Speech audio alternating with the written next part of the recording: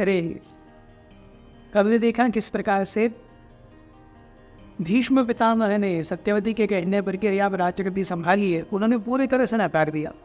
कहा कि मैं सत्य के पथ से पूरी तरह पिडिग रहूँगा।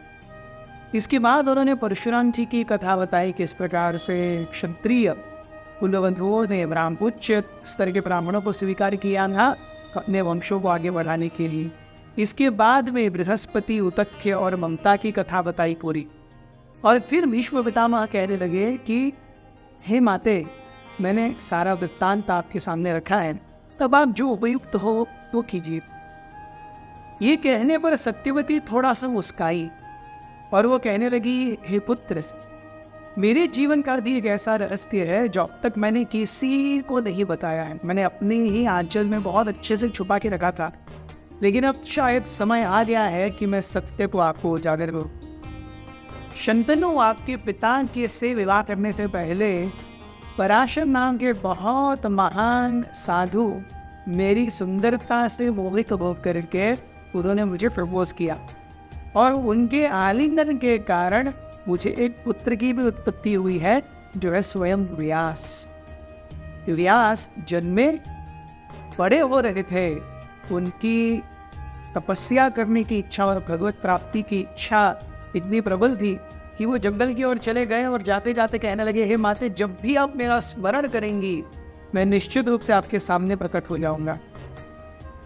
तो सत्यवती कहने लगी कि हे पुत्र, शायद अब समय आ गया है कि हम व्यासदेव को बुलाएं और उन्हें कहें कि विचित्र वीर्य की जो विधवा पत्नियां हैं, अंबिका और अंबालिका, उनके माध्यम से वे कुरु वंश को आगे बढ़ाएं। भीष्म ने तुरंत अनुमोदन किया, हे माते, अविलंब आपको व्यास को यहाँ बुलाना चाहिए और कुरु वंश के आगे बढ़ाने के लिए उपयुक्त नियोजन करना चाहिए। सत्यवती बैठ करके व्यासदेव के ऊपर अपना मनन करने लगी।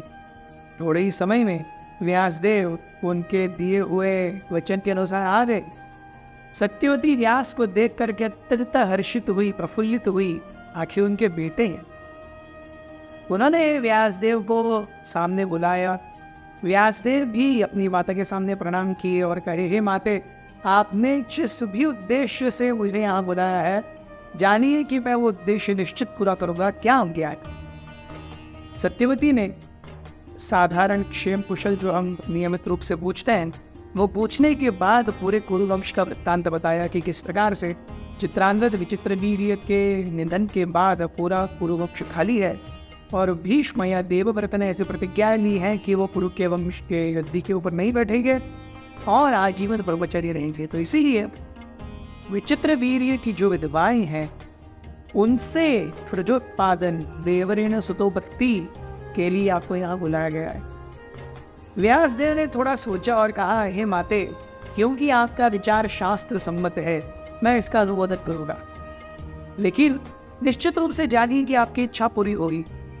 लेकिन अगर किसी स्त्री ने मेरा आलिंगन स्वीकार करना है तो उससे पहले उसे 1 वर्ष के लिए बहुत कठिन तपस्या करनी होगी, तभी वो मेरा तेज झेल पाएगी। सत्यवती कहने लगी कि हे पुत्र, अभी इस समय इस सब के लिए समय नहीं है। ये बहुत ही इमरजेंसी सिचुएशन है जहाँ पर कोई राजा ही नहीं है, और राजा न होते हुए राज्य का क्या होगा ये आप सोच सकते हैं क्या?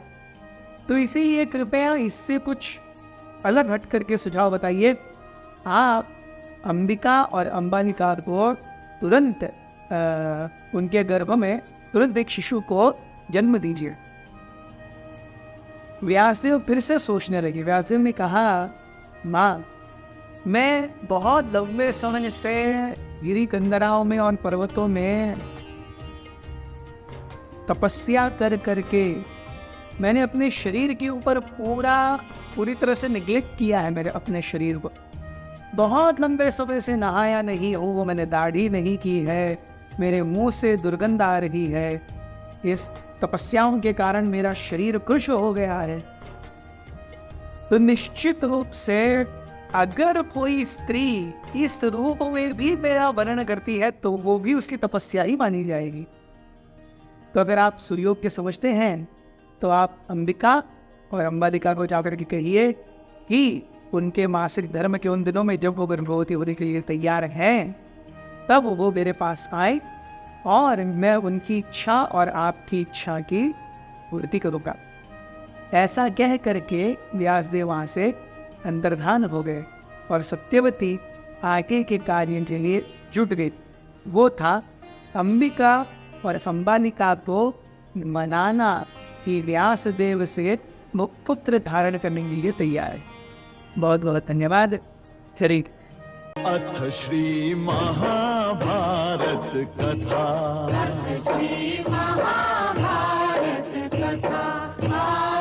महाभारत कथा।